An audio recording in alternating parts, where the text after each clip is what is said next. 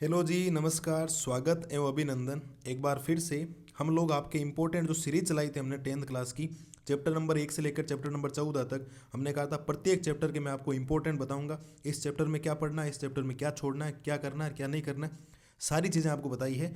और हम ये समय आ गया कि आज हम लास्ट चैप्टर के ऊपर उपस्थित हो गए, चैप्टर नंबर 14, जिसका नाम है प्रायिकता यानी कि प्रोबेबिलिटी। ठीक है, ये इस चैप्टर में हम लोग आ गए हैं। बड़ा सिंपल सा प्यारा सा चैप्टर है, पास होने के लिए बच्चों को यही पढ़ाया जाता है ज़्यादातर। तो इनको बढ़िया तरीके से आपको करना है, शानदार तरीके से एक एक चीज़ को सॉल्यूशंस आपको करना है।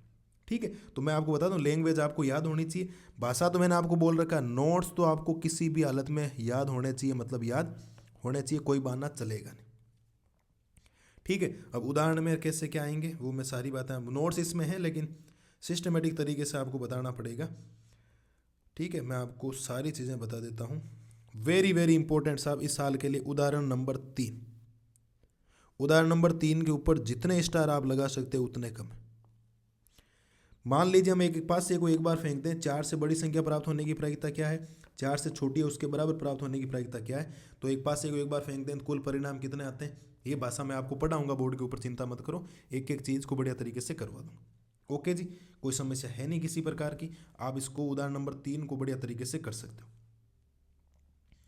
ठीक है साहब, कोई समस्या नहीं किसी प्रकार की, बिल्कुल साहब। तो उदाहरण नंबर 3 को आप लोग करेंगे, ध्यान रखना इसको।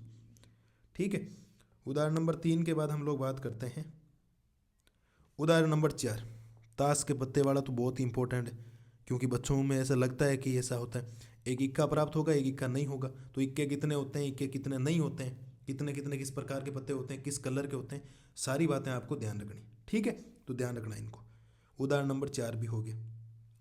हाँ जी साहब, एक नंबर में इस साल सबसे इंपॉर्टेंट क्वेश्चन है संगीता और रेशमा वाला।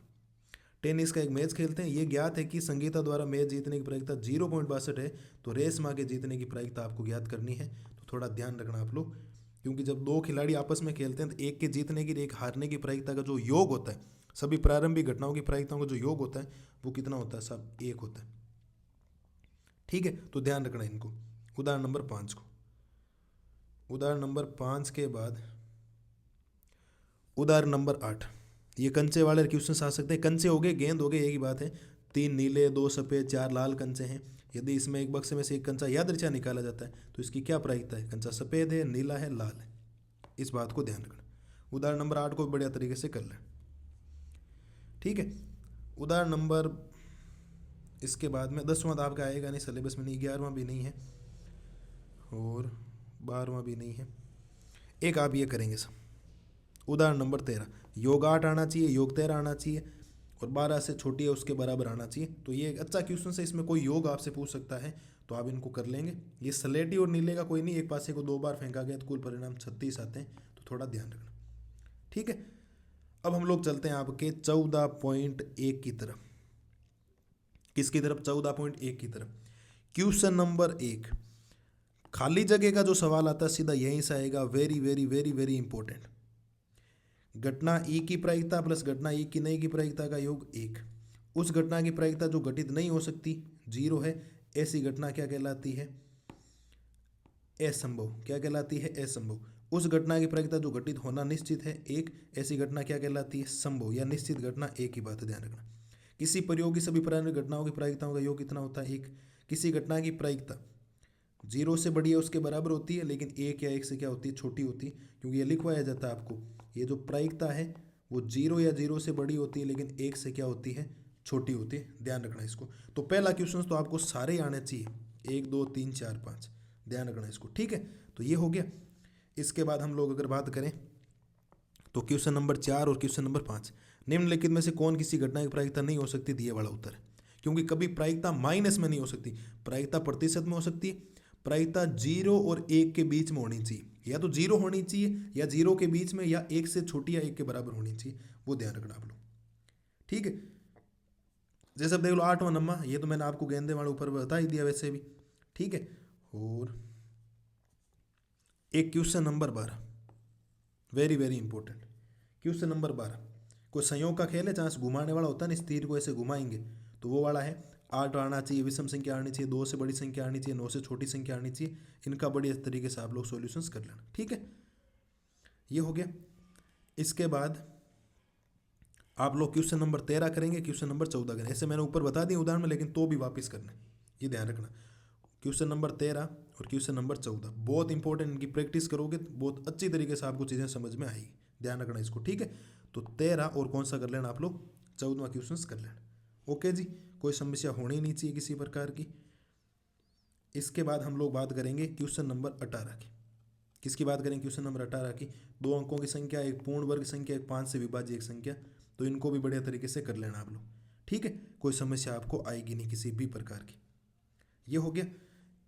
इसके बाद में तो कोई ज़्यादा इतने खास क्वेश्चंस है नहीं, हाँ कोई इतने खास नहीं। एक आप क्वेश्चन नंबर ये कर लेना 24 और एक कर लेना 23, 23 और 24 कर लेना, ठीक है। तो ये ध्यान रखना, तो 23 करना है, एक 24 करना है, और फिर मैं वापस देख लेता हूँ एक बार जो भी है। एक 18वां करना है आपको, 18वें से पहले 13वां और 14वां करना है, 12वां भी करना है, और इधर से अगर आप चाहो तो एक आधा क्वेश्चन ये गेंद वाला कर ही लेना आप,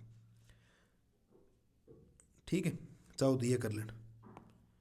क्वेश्चन नंबर 8 कर लेना, कोई समस्या आपको आएगी नहीं, ठीक है। तो क्वेश्चन नंबर 8 है, ये और कर लेना। बाकी मैंने चौथा पांचवा आपको बता दिया, और पहला मैंने वैसे भी आपको इंपॉर्टेंट बताया था। तो साहब ये हमने जो इंपॉर्टेंट सीरीज हमने चलाई थी चैप्टर नंबर 1 से लेकर चैप्टर नंबर 14 तक, जैसा मैंने वादा किया था आपको, इस महीने दिसंबर तक आपको पूरा बता दिया जाएगा। ये वादा आपके भाई ने पूरा किया है, एक एक चैप्टर के इंपॉर्टेंट बताएं। जब भी आपको समय मिले 1 घंटा पढ़ने के लिए, आप चैप्टरों का रिवीजन कीजिए। 1 घंटे में 2 हो रहे हैं तो 2 चैप्टर कीजिए, 3 हो रहे हैं तो 3 चैप्टर कीजिए, कोई समस्या आपको आएगी नहीं, गारंटी है मेरी ये तो, ठीक है। तो मस्त रहिए, स्वस्थ रहिए, और बढ़िया तरीके से रिवीजन करते रहिए। कोई समस्या आपको आने वाली है नहीं, और कोई दिक्कत आपको आएगी नहीं। अगर पढ़ाई की हुई है तो कोई दिक्कत नहीं, आगे 2 महीने भी आपके अच्छी तरीके से जाएंगे, और बोर्ड एग्जाम भी आपका अच्छा होगा। वरना गड़बड़, अगर आपने शुरुआत में कुछ भी नहीं किया कोई समस्या नहीं, अब अगर आपने पढ़ाई कर ली ना तो आपका बेड़ा पार हो जाएगा, अच्छे परसेंटेज बन जाएंगे, अच्छा रिजल्ट आपका आ जाएगा, और रिजल्ट अच्छा आएगा तो घर वालों को खुशी होगी, मुझे भी खुशी होगी, ठीक है सर। तो इन्हीं शब्दों के साथ आज की क्लास को ख़त्म करते हैं। ये इंपॉर्टेंट सीरीज यही खत्म हो रही है, और हमारे 1 शॉट वैसे भी चल रहे हैं, रिवीजन भी चल रहा है। जनवरी फरवरी में और आपके लिए दासों काम करने वाले हैं, और धमाल होने वाला। राघव पाठशाला परिवार पूरे राजस्थान बोर्ड में जो पुराने पेपरों में सवाल आ रखे हैं उनका सॉल्यूशंस भी मैं लेके आऊँगा। यूपी बोर्ड, बिहार बोर्ड, जितने भी बोर्ड हैं सबके लिए काम होने वाला। आप इनको इंपॉर्टेंट करिए, गारंटी लेता हूँ कि ये जो क्वेश्चंस है, मैं 100% तो नहीं कहता हूँ, कहने में कह दूँ 100%, लेकिन एक आधा क्वेश्चन को इधर उधर हो जाए, 90 से 95% क्वेश्चन इसमें से आएंगे, ये पक्की बात है, कोई रोकने वाला नहीं इनको। अब देख लेना, जिस दिन पेपर होगा उस दिन आपको लगेगा कि सर ने बात बोली थी, और सारे क्वेश्चंस हमारे पास आ गए, ठीक है साहब। तो इनको करना, 14 चैप्टर थे इंपॉर्टेंट, आपको भाई ने आपको बता दिए, बढ़िया तरीके से करते रहो। मिलेंगे नए जोश और जुनून के साथ, नए वीडियो में, नए तरीकों के साथ। जो भी चैप्टर माध्यम बहुलक वाले हैं, प्रायिकता की भाषा वगैरह, सारा भाई आपको इस बोर्ड के ऊपर करवाने वाला, चिंता मत करो, ठीक है। Thank you, tata, bye bye.